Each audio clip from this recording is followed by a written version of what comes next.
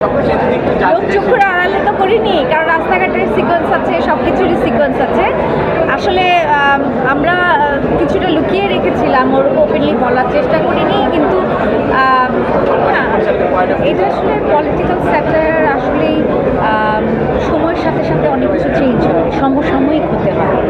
এবং আমি মনে করি যে এটা আমরা করেছিলাম, এই 40টা আমরা করেছিলাম গত বছর নভেম্বরের 4 তারিখ থেকে শুরু করেছিলাম। নভেম্বর 1 তারিখের থেকে শুরু করার কথা ছিল, কিন্তু আসলে তখন তো আসলে বাংলাদেশের পরিস্থিতি আমরা বুঝিনি, কিন্তু এখনকার পরিস্থিতি সঠিকভাবে তখন বুঝিনি। কিন্তু সত্যি সত্যি আমরা যে চাপের মধ্যে ছিলাম, এক ধরনের বাস্ট আউট করার মতো এটা পলিটিক্যাল স্যাটায়ার আমরা চেষ্টা করেছি নির্মাণ করার জন্যে।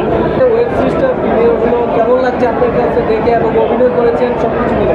ভালো লাগছে। আমি প্রথম বলবো যে আপনাদের অশেষ ধন্যবাদ এখানে আসার জন্যে, আর আপনাদের সাথে তো আপনারা সবাই দেখেছেন। আমি মনে করি যে আমিও প্রথম দেখলাম আপনাদের সাথেই, আমি কাজ করেছিলাম তখন তো পুরোটা দেখিনি, তবে আমি মনে করি যে এটাই সময়ের গল্প।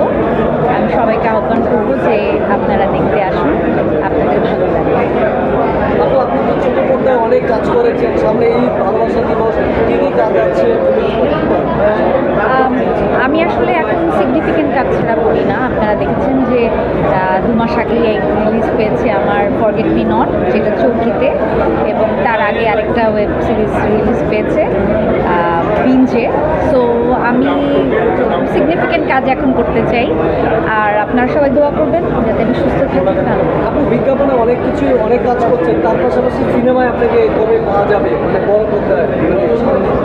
না, আসলে অভিনয় তো সব জায়গায় করতে হয়, সেটা ফিল্ম হোক, ওয়েব সিরিজ হোক, নাটক হোক, সব জায়গায় একই কাজই আমার করতে হয়। আমার কাজটা 100% দিয়েই আমি করার চেষ্টা করি, কিন্তু আমি মনে করি যে আমার মতো প্রজেক্ট যেটা আমি কাজ করতে চাই যে চরিত্রে, এবং সেটা ব্যাটে বলে মিলে গেলে আমি আসলে ধন্যবাদ।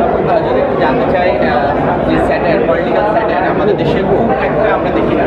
ফারুকি ভাইটা যেটা দেখেছিলাম যে 2007-08-এর দিকে 20 যেটা ছিল, সেটা যে আপডেট ভার্সন এটা। এই পলিটিক্যাল স্যাটায়ার নিজে একটা গুরুত্বপূর্ণ চরিত্রে অভিনয় করেছেন, সামগ্রিকভাবে এগুলো আরও প্রয়োজন কিনা বিশেষ? এটা আসলে পলিটিক্যাল স্যাটায়ার আসলেই সময়ের সাথে সাথে অনেক কিছু চেঞ্জ হয়, সমসাময়িক হতে হয়। এবং আমি মনে করি যে এটা আমরা করেছিলাম, এই 40টা আমরা করেছিলাম গত বছর নভেম্বরের 4 তারিখ থেকে শুরু করেছিলাম। নভেম্বর 1 তারিখের থেকে শুরু করার কথা ছিল, কিন্তু আসলে তখন তো আসলে বাংলাদেশের পরিস্থিতি আমরা বুঝিনি, কিন্তু এখনকার পরিস্থিতি সঠিকভাবে তখন বুঝিনি। কিন্তু সত্যি সত্যি আমরা যে চাপের মধ্যে ছিলাম, এক ধরনের বাস্ট আউট করার মতো এটা পলিটিক্যাল স্যাটায়ার আমরা চেষ্টা করেছি নির্মাণ করার জন্যে।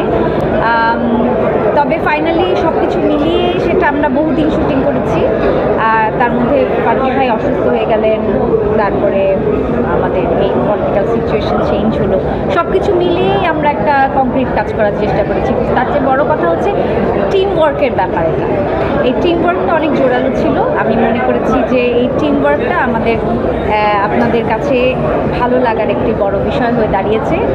আর আমি প্রথম কাজ করেছি ফারুকি ভাইয়ের সাথে, ফারুকি ভাই ডিরেকশনে, কিন্তু ওনার ছবি আলের কাজে আমি অনেক করেছি। এবং তার চেয়েও বড় কথা হচ্ছে যে নাসির ভাইয়ের সাথে আমার প্রথম কাজ, যদিও আগে একটা কাজ করার কথা ছিল, সেটা হয়নি। আমার সাথে মারজুক ভাইয়ের এই প্রথম কাজ, আমার সাথে সুজন ভাইয়ের এই প্রথম কাজ, কিন্তু সুজন ভাইয়ের আমি ডিরেকশনে কাজ করেছি। কিন্তু সব কিছু মিলিয়ে আমি মনে করি যে আসলে একটি টিম ওয়ার্ক, একজন আরেকজনের সাথে ফিটিং হওয়ার একটা ব্যাপার আছে। আমিও চেষ্টা করেছি যে একটি টিম ওয়ার্কের অংশ হতে, ওনারাও চেয়েছে একটি সুন্দর একটা টিম ওয়ার্ক অর্জন করতে, এবং সেটা রেজাল্ট হলে আজকের এই 840। আপনি একটু জানতে চাই যে এখন হয়তো একটা প্রেক্ষাপট চেঞ্জ হয়েছে দেশের, সেই কারণে হয়তো একদমই তো আমরা এটা দেখতে পেরেছি, তা না হলে কবে দেখতে পারতাম আসলে সেটাও জানি না। ফারুকি ভাই বলছিল যখন শুটিং করেছিল অনেকটা এটা গোপনে কেউই জানতো না, এমন একটা দৃশ্যপট নিয়ে আসলে 2022-এ শুটিং হয়েছে। অভিজ্ঞতাটা মধ্যে একটু জানতে 2023-এর নভেম্বরে।